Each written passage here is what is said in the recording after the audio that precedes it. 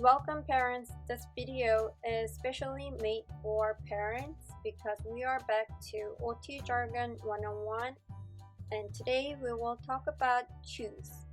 Let's define cues first. Cues are words, pictures, touches, gestures, physical guidance, and more means that we can use to elicit kids' desirable behaviors or for kids to complete their task. And I would like to differentiate nagging and cueing. How cueing is different from nagging. Let's find out.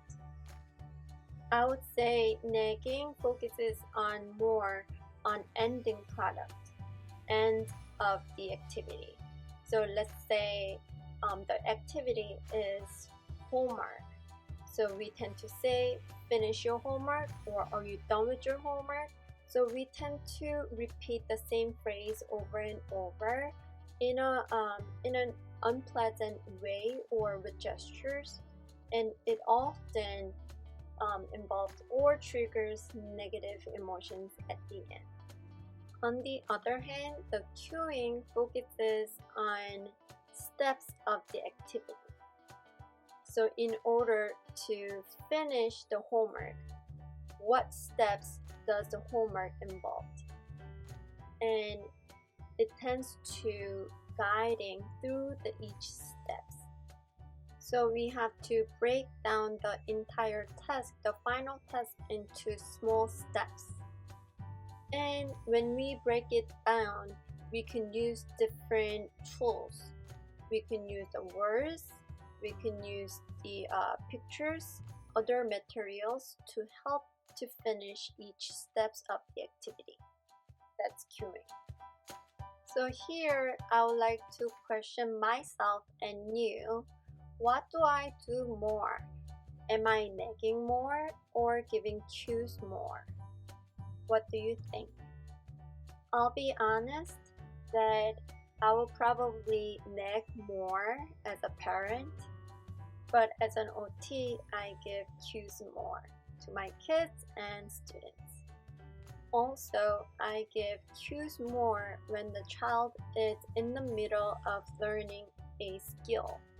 When the child masters the skill completely, then I would probably nag more than giving cues.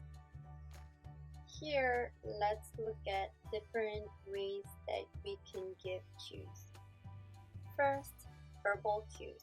Simply, you explain the steps in words. If one way of explanation doesn't work and the child doesn't understand, then try another way to explain the same thing. And second, visual cues. Any pictures or you demonstrating how to do the steps will be visual cues. So anything that the child can see and learn will be visual cues. And third is tactile cues. Anything that child can touch and learn a little bit faster, or you give touch to the child, that will be the tactile cues. So hands over hands assistant will be the tactile cues to the child. And just be aware, all the kids have different tolerance level to different touch. So some kids are very sensitive to light touch. For older kids, like 4th grade or 5th graders, I often encourage them to speak out and speak through the activity, how to do the activities or steps of the activities, so they can hear themselves talking through the activity and carry over the activity. That will be verbal and auditory cues for themselves. And I would like to emphasize the importance of the break time. If none of those cues were helping and the child cannot process the cues, maybe that resting time is needed for the child. So take a break when things doesn't work. And one more thing that I would like you to be aware is that your child understands you, your command and the cueing. If one thing doesn't work for your child, you want to try another way to explain the same thing or same command. In addition to giving cues, I often use different tools such as the timer.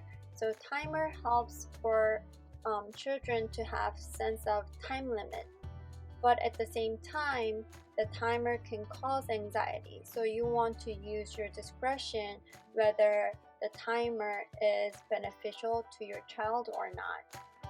Visit toys can be helpful to sustain attention and focus to the task for some kids, but at the same time, it can be a distracting factor. So you want to try, but if it doesn't help, you want to switch over to another tool.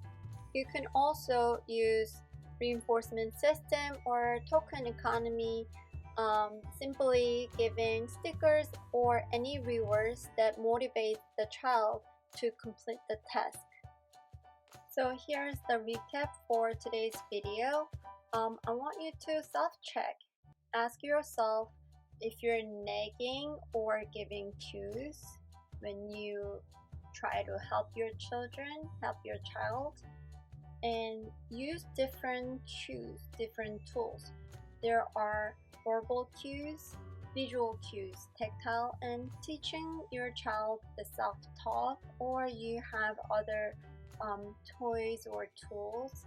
So use different tools and check in with your child whether he or she understand the cues or the commands, and which step if she or he is stuck, so we can help them better. This will be my last question for today. Did I give my child enough time to do anything? Before you jump in and help right away, you want to give your child enough time to struggle and try to solve the problem by their own, so they can learn from the experience. Thank you for listening and enjoy your week and weekend. I'll see you soon. Bye!